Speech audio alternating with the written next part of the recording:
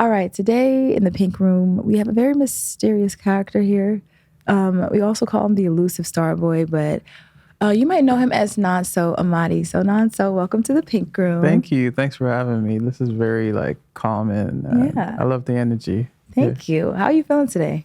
Feeling good. There's a lot of things we've been working on. So this is a good moment to just take a step back and just reflect on everything so far. Yes. Yeah. Well, see, and now that you say that, obviously my viewers know what the Pink Room is, but this is really just a guided conversation to reflect on your relationship with music. So we might talk about your music. But we want to talk about the music that makes you who you are and helped you find your vessel for expression through it. Yeah. So let's jump right into it. All right, Nonso, think deep, okay? What is the first song you can recall hearing?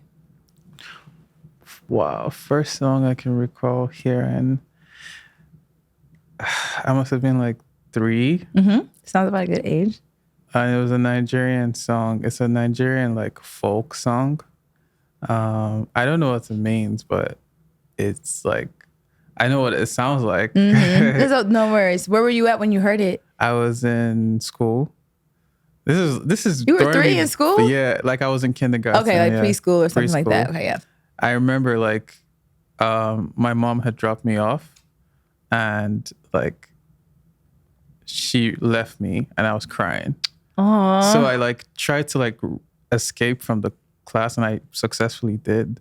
I remember actually leaving the classroom. As a 3-year-old? Yeah. They couldn't stop you? No, they couldn't stop me. They couldn't stop me. I ran, I crawled out to the classroom and I was almost completely out to opposite the class was a music room. Yeah. And I went into the music room. How ironic. Yeah. And I remember hearing that song. It's Abe Igi Orombo Inu Ade Sherewa.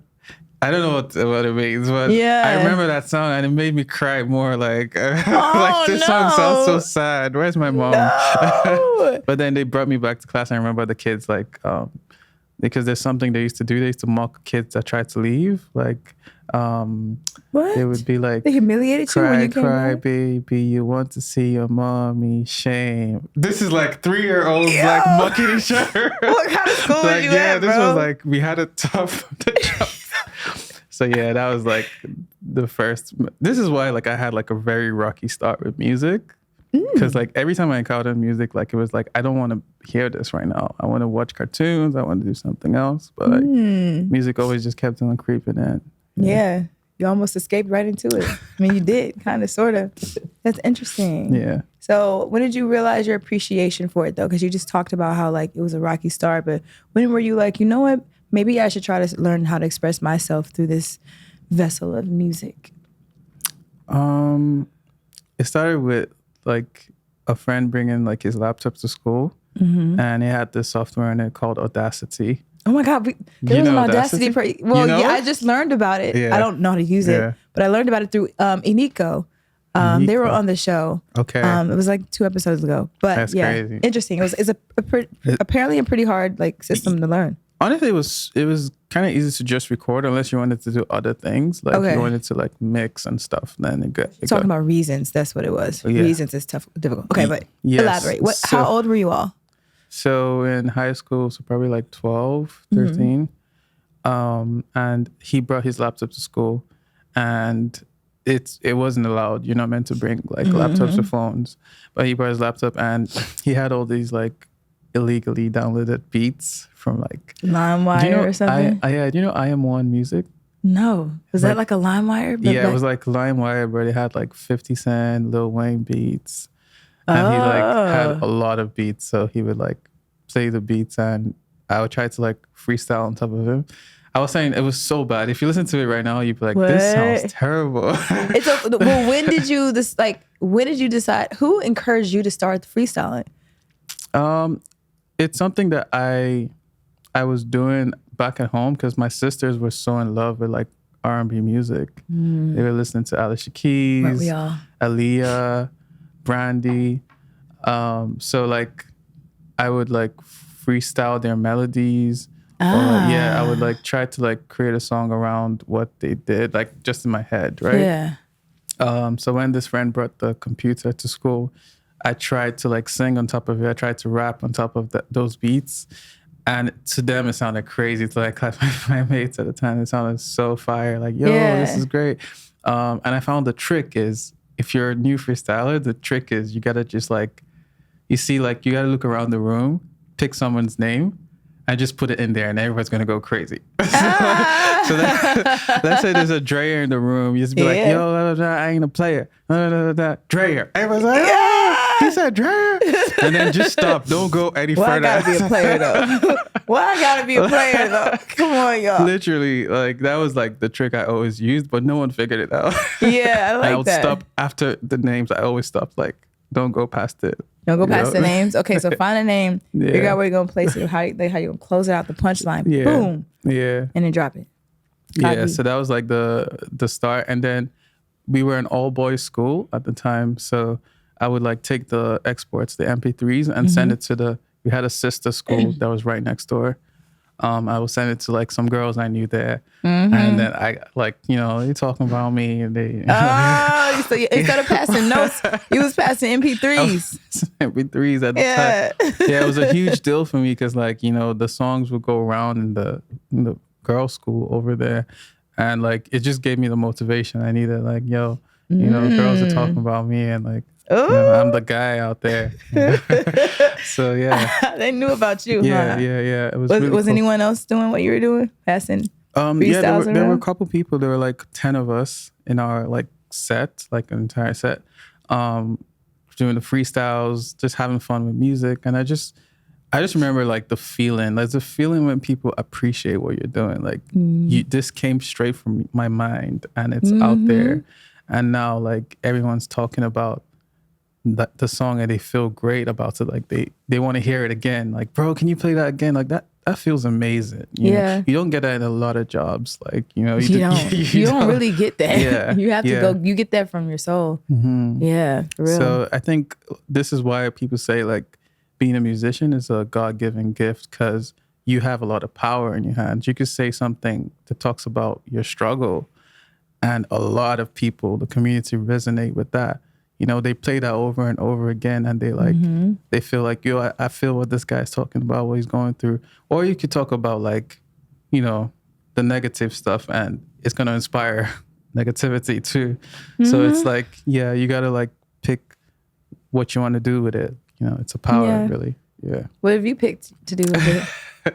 So initially I was using my power. I was trying to be good, using my power for good, but I was using my power to get the girls. Yeah, I'm about to say, you was getting the ladies. I think I picked up on that. Yeah. That's how you started. Yeah, that was your fuel from the beginning. I gotta learn how to harness this energy. Yeah, but I think, I don't know if you've always been as mysterious as you are now, but like, I think it's something to say about like you having that, but then having this like, I guess product to put out that then really displays who you are. And it's kind of, eye-opening when people hear your music, and like when they meet you, you're very poised and it's like a little bit more soft-spoken than trying to be in the room and be the biggest character, but your music is amazing. It has so much like music, I don't want to say rhythmicality, but so much motion in it. And I love to listen to music and like relate it to water. And that's what I think like music coming from the motherland definitely like, instills. But we kind of bridged all the way into like square one a little bit. So I'm just going to bring it back and talk more so about some more of those first moments. Yeah. So or tell me about the first song you wrote, and like even if it was like in middle school, like all the way down to your first pen on paper and your first bars. So there's two ways to answer this. There's a song, the first song I recorded, and there's the first song I was going to ask that too. So let's go with the first song I wrote. Was a song called My Sin. Which it's not what it sounds like. It's okay if it is now. What was you doing? It literally, so I don't know if you know the song by Lil Wayne and The Game called My Life. Yeah. It literally is the same melody, but changed to My Sin. Oh. Wait, did you get these beats from that guy's laptop? This is how much of a ripoff I was. I was just like taking their melodies. Like I wrote it down. Something, my sin. Like, yeah. Okay, well, hey, you just said something that like, let me think about something. You said how much of a ripoff I was.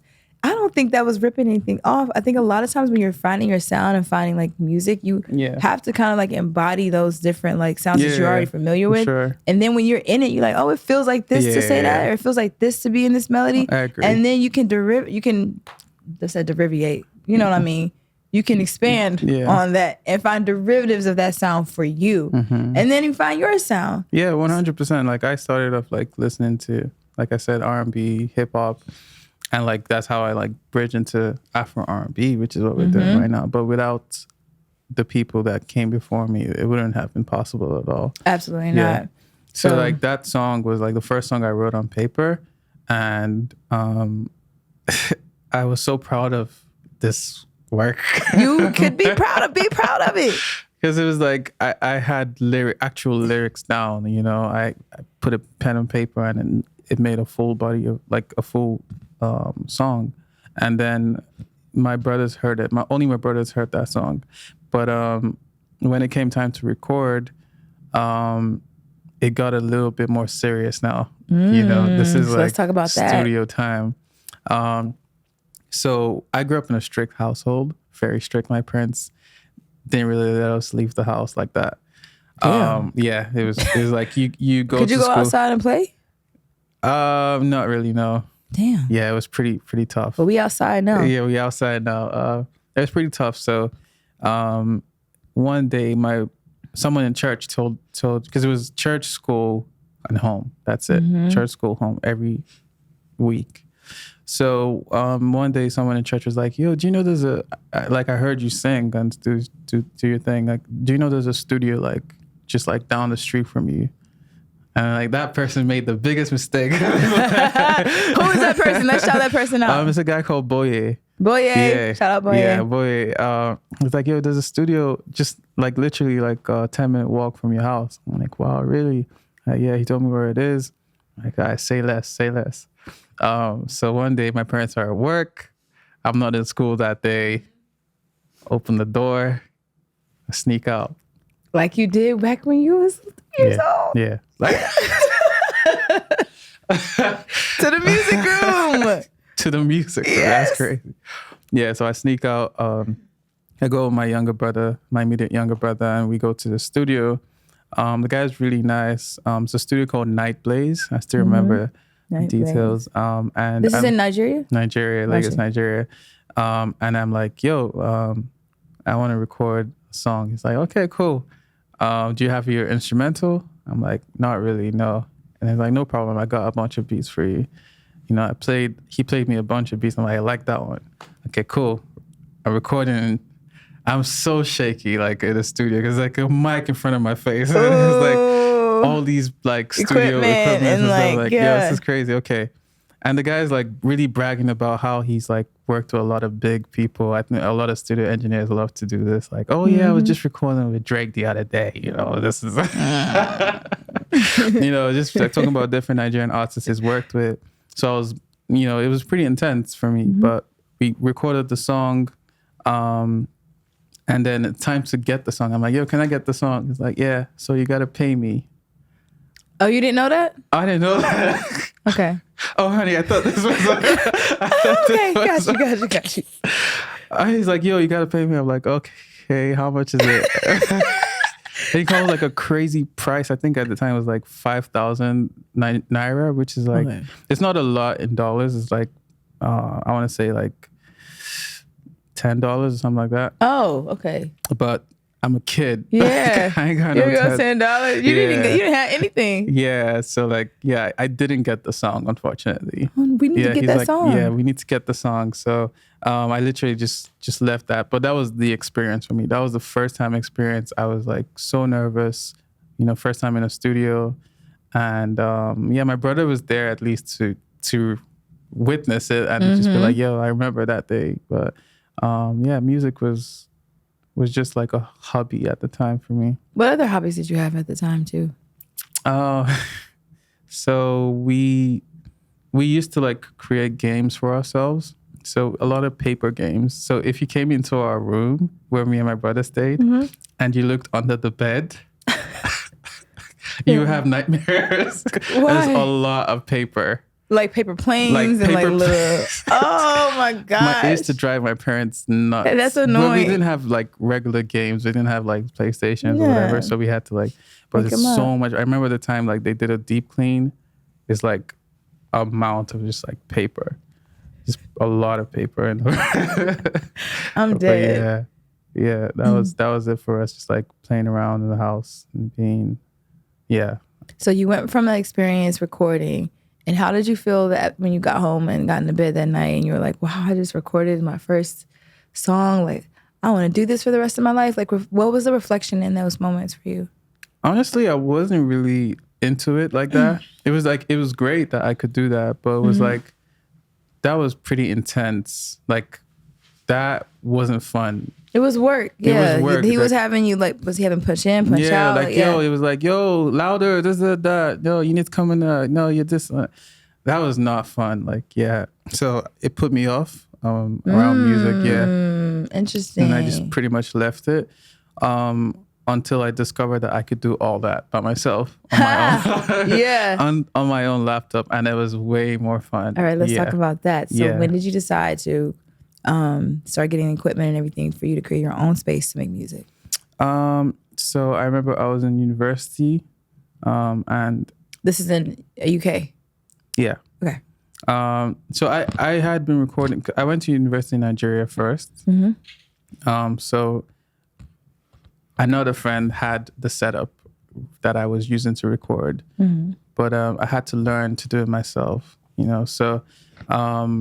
He basically taught me like how to move around, how to navigate with these softwares. So yeah, it was pretty fun when it was just me and him. That's a guy called IBK, and we were making music for our own. Like, it wasn't like no one's bashing you for not singing loud or anything. It was just like me and him like having fun with it. And honestly speaking, because of how organic and how like relaxed we were, the music was a lot better. Like, it sounded so much more like better. We got a lot of like people coming to like listen to it, like in the school and stuff. So I just realized like with music, it can't be forced. You can't force good music. Till date, I follow that principle. Like, if you are feeling like, I'm not really inspired right now, but let me still try to do something. Let me still try to force it out. Other times, maybe a miracle happens and it comes out well, but like a lot of times it just doesn't sound right. Yeah. Yeah. So I realized from an early stage that like, yo, music, there's something about energy, your energy, that plays a big part in the making of music. And like really like the sounds and like how you put it out and like really I know what you mean. And the tone and the texture behind anything that you produce out of your body is really dependent on your energy. It's crazy because like some artists, like, they smile when they record and the listener listens to that song and smiles too. Yeah. I've seen that. I was just watching a Whitney Houston like documentary. Oh my God, I need to watch that. Have you seen that one? No, I'm gonna watch it tonight. I gotta watch it tonight now. You're like the third person in the last 3 days to mention it. Yeah. Oh wait, it wasn't a Whitney Houston. I was watching that one though. She was great recording, and it shows a lot about her process.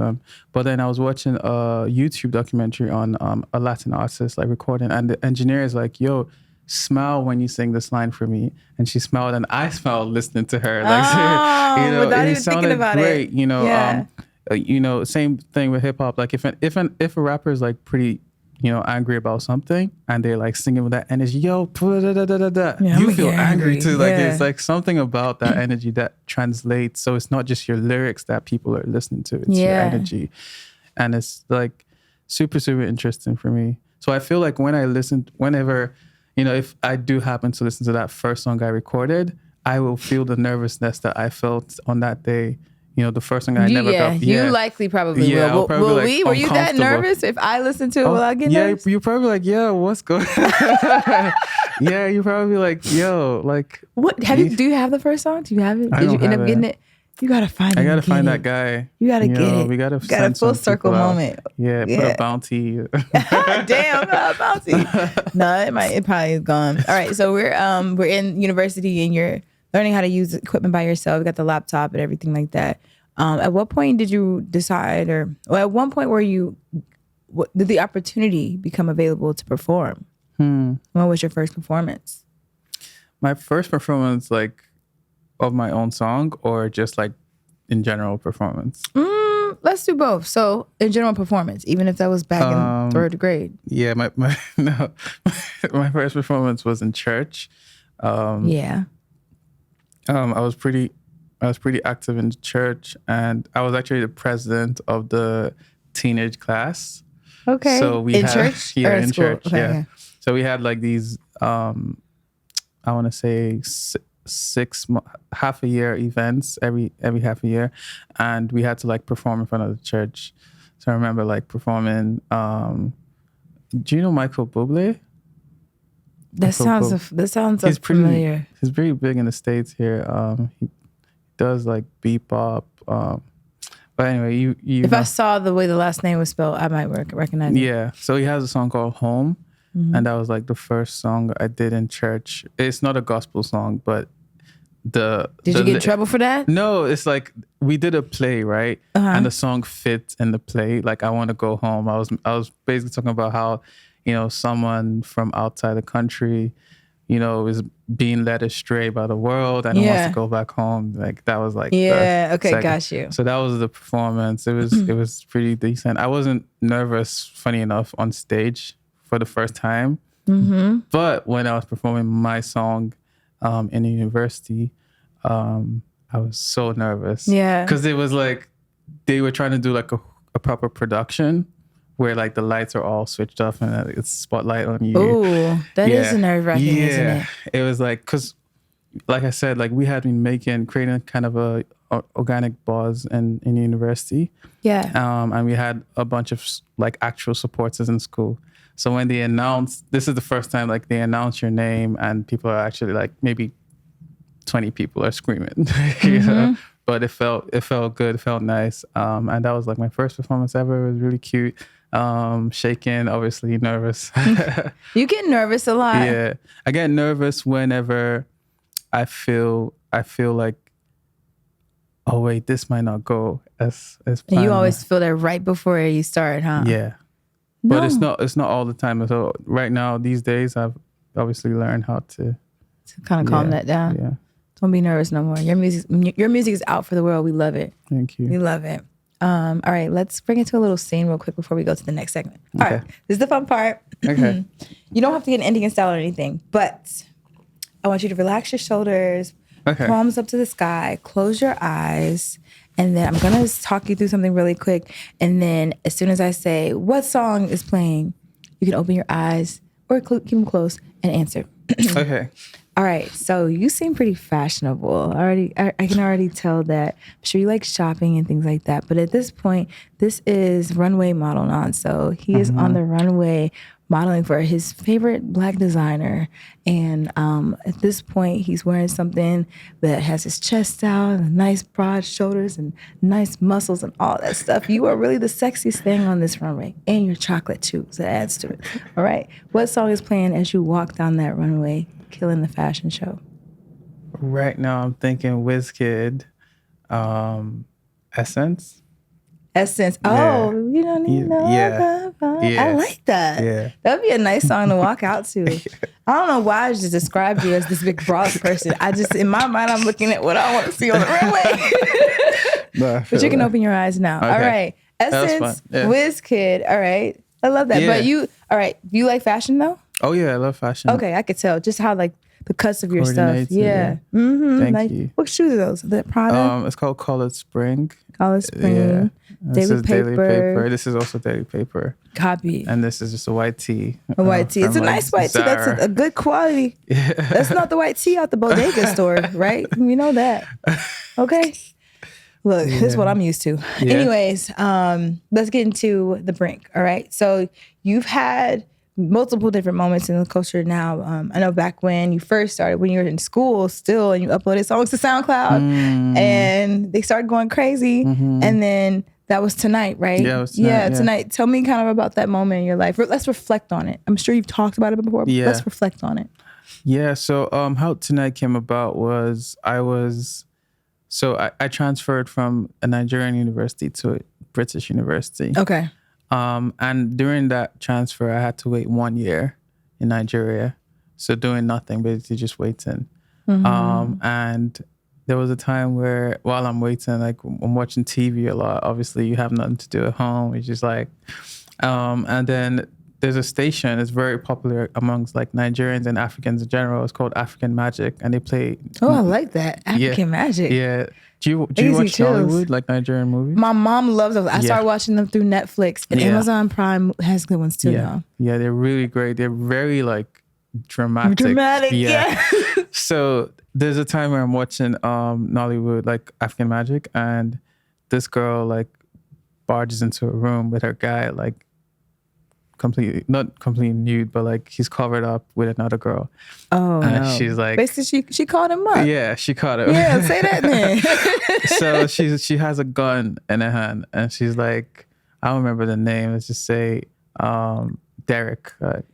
She barges into the room with a gun. Yeah, okay. She's like, you gotta add that in there too. Yeah, with a gun. She's like pointing a gun at him, and she's like, "Yo, Derek, how dare you do this to me?" And she's like really, really like exaggerated right now, and I'm like, "Yo, that's such an interesting scene right there. How about we sing about something like that, and we start a song with that line?"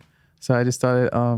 I literally right there and then, like, I'm in the living room with my laptop and my mic and everything. And I'm like, my girl, she got a gun in her hand and she keeps one in her man. Like, literally just, that was the start. And then everything from there, I started making up. Yeah. And it's so crazy because the song, I put it on SoundCloud first, only SoundCloud. And I mean, it had like 10K. It was a slow burner song. It had like 10K plays in like a year at first, something like that. But then the next year it had up to 1 million plays. What happened? So a lot of girls got onto the song.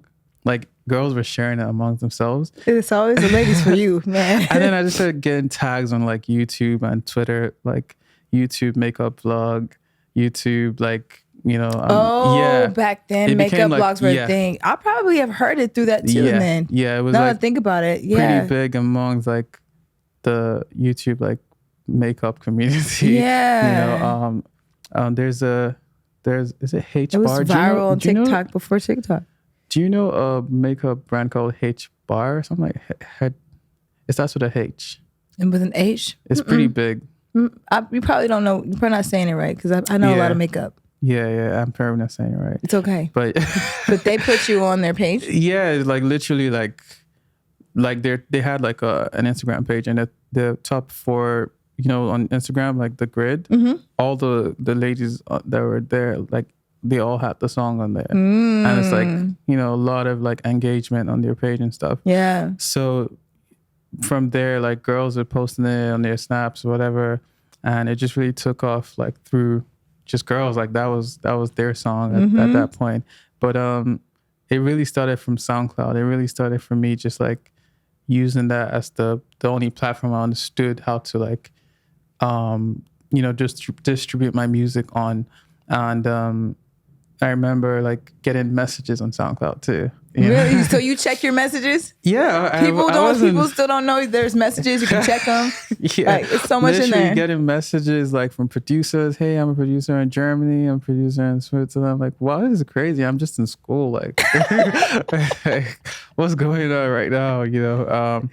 But then there was like a lot of requests to like, hey, can you try upload this on, you know, YouTube or something? Or Apple Music. So I figured, I just like Google like how to upload your music and stuff. I found like a independent DistroKid or something. It was Ditto Music. Ditto, okay. And I was able to do it. But that was it. Like that was how Tonight came about. Yeah. And it's just so crazy, like that moment where it's like this naive, always nervous, shy kid is right here, right now, and it's like dropping his first album. Yeah.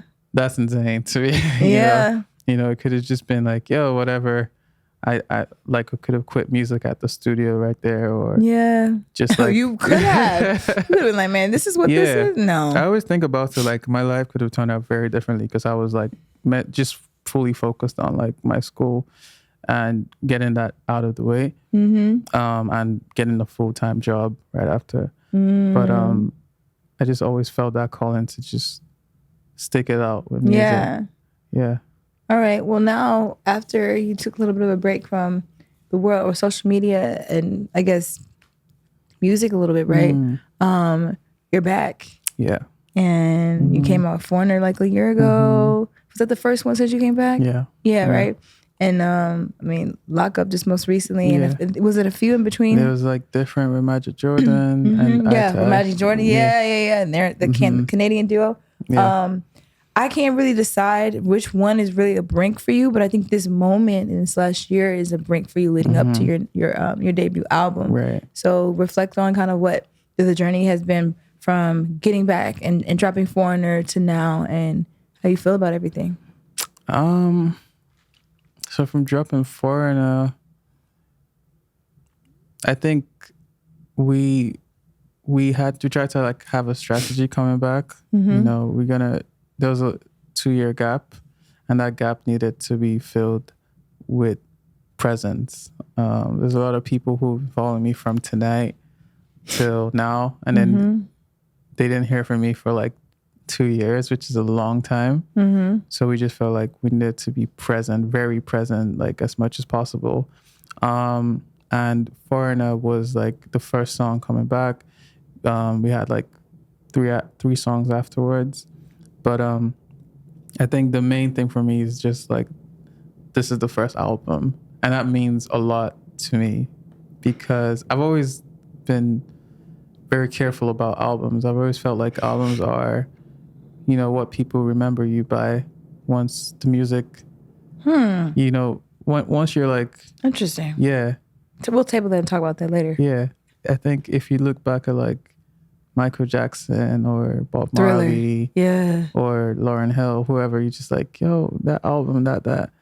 So like Nonso Amadi, I'm like, why you always so nervous, Nonso? Shake that. You here now? Yeah, for sure. You're on the stage. So you got to understand where I'm coming from. Like, I know.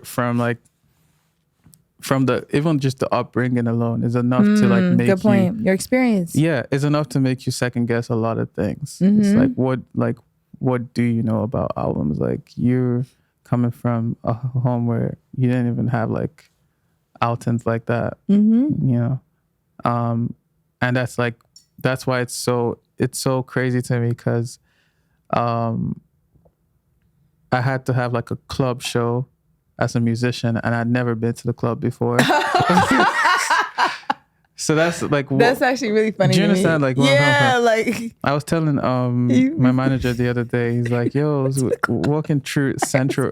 Yeah. I'm sorry, I'm trying to imagine you. So I'm like halfway from Atlanta a little bit. So I'm trying to... Have you been to Atlanta? Yeah. Yeah, I'm trying to imagine like somebody performing in the club in Atlanta, but not having ever been to a club in Atlanta before. Yeah. It's definitely a different place. Yeah. Exactly. So like, I was talking to my manager the other day and he's like, we're walking through Central Park and he's like, yo, have you ever like taken a bike ride or whatever? I'm like, a lot of things right now I'm doing for the first time. I'm learning how to ride a bike. I'm learning how to swim. I'm learning how to just because the upbringing was so like restricted. Tight. Yeah. Yeah. And so like I put a lot of value in the fact that I'm able to drop a first album and have the support and backing that I do, you know. Yeah, I'm proud of you. Thank you. I'm proud, especially getting to know you through all of this and a lot of what you weren't able to really experience and express, and how you still have so much in your music. I would have never known you didn't have like access to certain things or you can experience certain things, or haven't been to the club because you speaking to the ladies on the mic. I know you are. Yeah, that's beautiful. Yeah. That's beautiful. So where did we leave off? Oh my God, I forgot. We were talking about Foreigner to now. All right, and then your album, yes, and you can't wait for that to be introduced to the world. Before we go and talk about what's next, or POV / what's next, I'm gonna do another little game real quick. This one, I'm just gonna say words or phrases, and you just name a song, or if you can't get the song, the artist. But the trick is just say what exactly comes out of your mind. Free flow. Remember, don't force it. Okay. All right. First word. The beach. Well, the first thing that came to my mind is the Beatles, because you said the B. Okay, that's fine. The Beatles. What you might be listening to the Beatles on the beach. Yeah, you might be. That could be a little bit of a vibe. I haven't tried that yet, but maybe I'll be like in Malibu or something doing that or something. Yeah. I don't know. All right, Alicia Keys. I keep on falling. Yeah. What song is that? What's the name of that song? Falling. Falling, right? Yeah. Falling. I was getting ready to do the piano thing, but that's If I Ain't Got You. I just recently went through a lot of Alicia Keys this past weekend too. She got some bangers. She's one person that if I meet, I'm gonna like want to just shake her and just say thank you. Yeah. Just thank you, because like she made a lot of my childhood like, you know, like you have all these nostalgic moments. And there's certain people, Michael Jackson, Alicia Keys. I just remember being in the living room, like seeing them on screen. Yeah. That's same. Crazy. Me sitting in front of 106 in Park. Did y'all have BT over there? No. Dang, so you didn't get to see 106 in Park. No. That was my thing. All right, back to the game. All right, what was I going to do? Oh, your first crush. It was a girl called Ore. What song are you thinking about, or what song would you apply to her? The first song I sang. Oh, there's a song by, what's the lady that was dating Diddy? Which one? She's a singer. Cassie. A song by Cassie. It's me and you.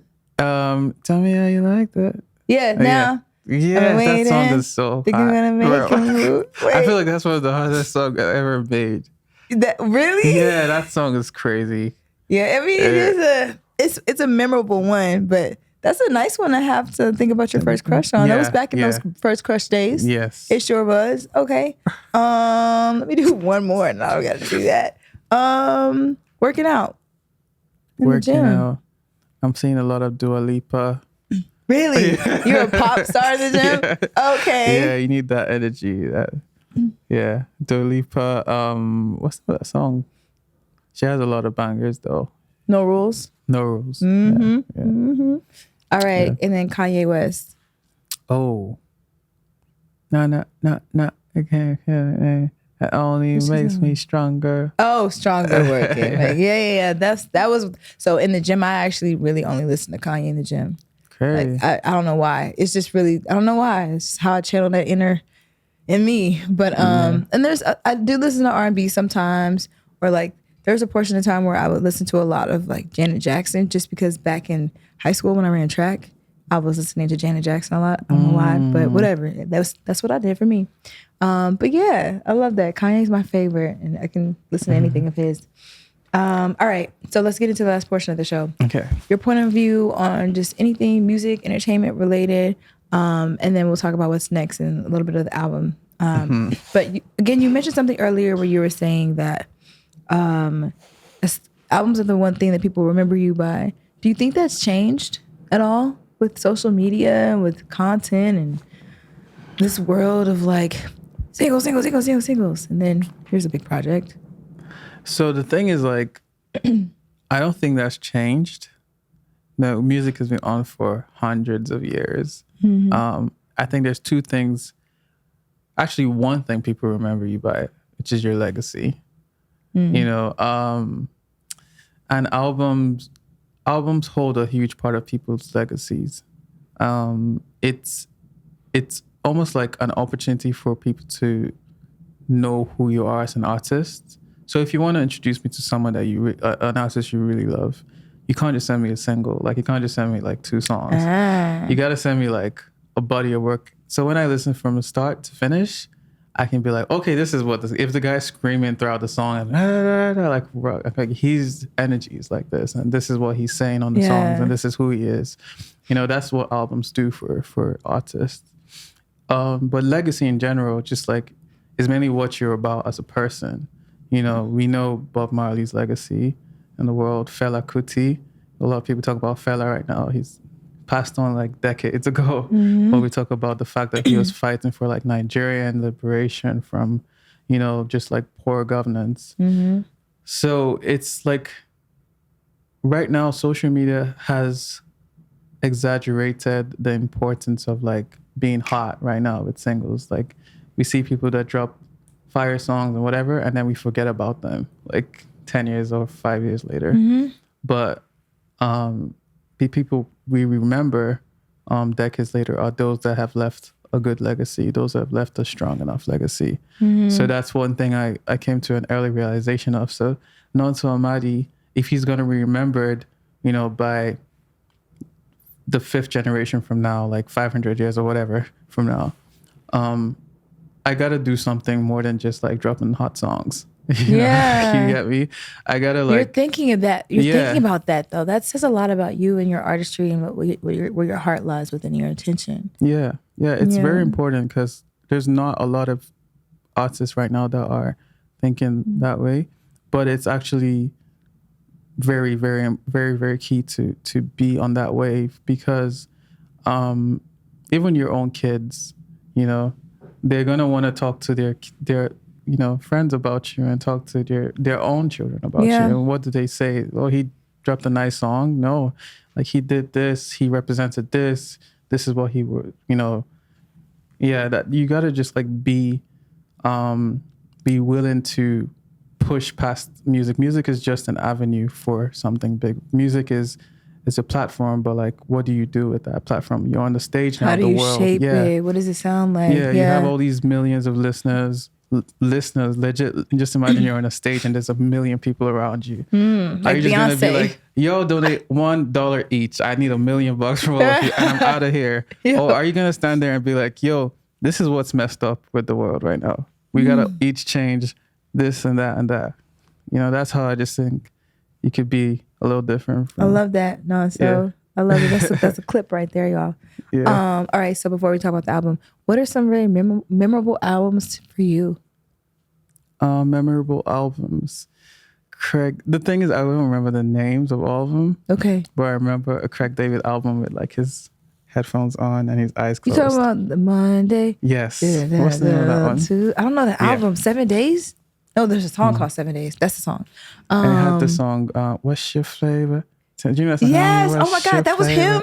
Yo, I gotta listen to that after this. I remember that song. I didn't know it was him. Yeah, that was correct. He had another one. It was like 3 songs of his. I definitely remember. Okay, other ones. Some other ones. Like 5. So it's 1. Michael Jackson, Thriller. Yeah. Wizkid, Superstar. Oh his first album. Yeah, I keep hearing about that one. Yeah, it's really good.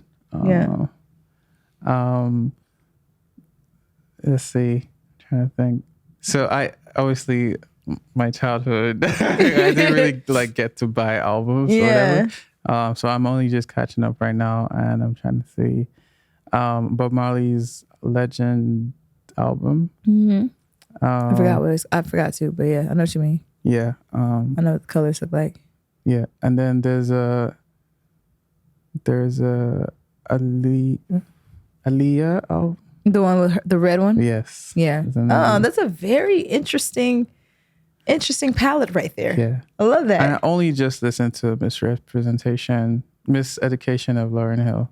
Yeah. I only just listened to it like 2 years ago. So yeah. But it was great. We're here now. But it was great and we're here now. You know, so like, your album I caught up. Your album is coming out for the world. Yeah. What date is it coming out again? 26. Oh, next week. Yeah. All right. Well, I mean, obviously, you know, whenever this comes out, it's probably going to already be out. But what is one thing you want people to take away from it, since they probably already listened to it by now, or will be prompted to right after this? So the album is a journey into my world a little bit, and it's an opportunity for me to connect with people who have been listening to me for a time, or people who are just listening to me right now. So I want them to be able to feel like they know Nonso a bit more.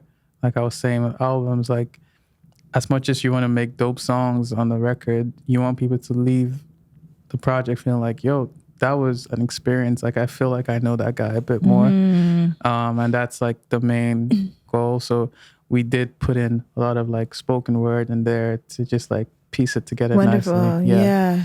And the project is called When It Blooms. And just to give you like a quick summary of what that means. So So when I started, like I said, we were talking about how nervous I was coming into the game, very shy. And it's like a seed, right? A seed's like, it goes in the ground, it breaks apart, goes through all the things it goes through. But where I'm at right now, I'm just a bit more open and thankful. And I just thank God, for everything. So it's like a flower that's like fully open and bloomed. Yeah, just receiving all the light, receiving the light, and the water, getting all the beauty. Yeah. Yeah, so it's called When It Blooms for that reason, because I just picture my life, my journey like that. Yeah. Yeah. Well, congratulations, Nonso. I'm proud of you. And I cannot wait to experience you through that. And having this is still a parallel to that as well. But congratulations. Thank you. I was going to say one more thing. Do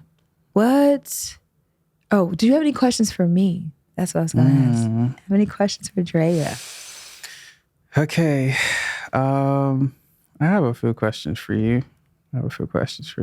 Fire away. What would you say is the greatest album of all time? Oh my God. Yes. Why would you ask me that question? Perfect question. I'm going to say Thriller. Of all time? For me, okay, look, when people ask me the greatest of anything, it's the greatest in Drea's world. And that's my world. It's for me because of my experience with it. The album was like, I think back then, every song felt like a movie. And so like you got to see, I guess, you know what it is? You know how we see Beyonce and she has like the dance moves. She has everything about her is such an aesthetic that like creates its own cinema in itself. There was hip hop and stuff back then and all that, but then there's Michael Jackson. Everything about him was a movie. Just the freaking video Thriller was a movie. And I could hear that in the sound, And so if I want to sit back and like reflect on what Michael Jackson meant to me, I can go back through that album and remember it. And then I feel like there's not been an album produced like, with that much breath since then. Maybe so. I mean, put me on, send me links. Also, I'm not gonna hold you. Good Kid, Mad City. Okay. Yeah. Like I actually forgot to mention. Yeah. That Okay, so I thought of that when you were saying something earlier. I was like, he probably likes that album when you were talking about your album. Yes. Yeah. A movie, literally. Yo, you know what's crazy? Yeah. So we're making the album, right? Yeah. And I get to see Kendrick perform Mr. Morales. Yeah. And the Big Steppers. And then she just told my team, this is what we're doing. I love that. We don't have this experience in the African space like that. Yeah. You need to create something that tells a story. So even the shows are going to be, telling stories too. So Kendrick was a huge, huge influence. Yeah. He's another one, a huge influence of mine as well. Any other questions? Okay. What song gets you through like a bad, rough time? Oh my gosh. Brighter Day by Kirk Franklin. Oh, that's nice. Yeah, that one. Or Ariana Grande, All Right. I know it's a lot of different things. Kendrick Lamar, All Right. We gonna be all right. Ariana Grande. Well, have you heard Ariana Grande's All Right? What the lyrics to that song just get you all right. And great. Then there's another. Oh, Kanye. All Falls Down. I don't know that song. I probably do. Have you heard College Dropout? Getting it off. Yeah. Yeah. Okay. God damn. Yeah. I was about to be like, we gotta get him out the pink room. No, I'm just kidding. It's okay, Nonso. All right. No, this was fun. Thank you for having me. You're welcome. All right, y'all. We're gonna close it up right there. Make sure you check out the album if you haven't already. And thanks again for coming to the pink room. Thank you. All right. Peace.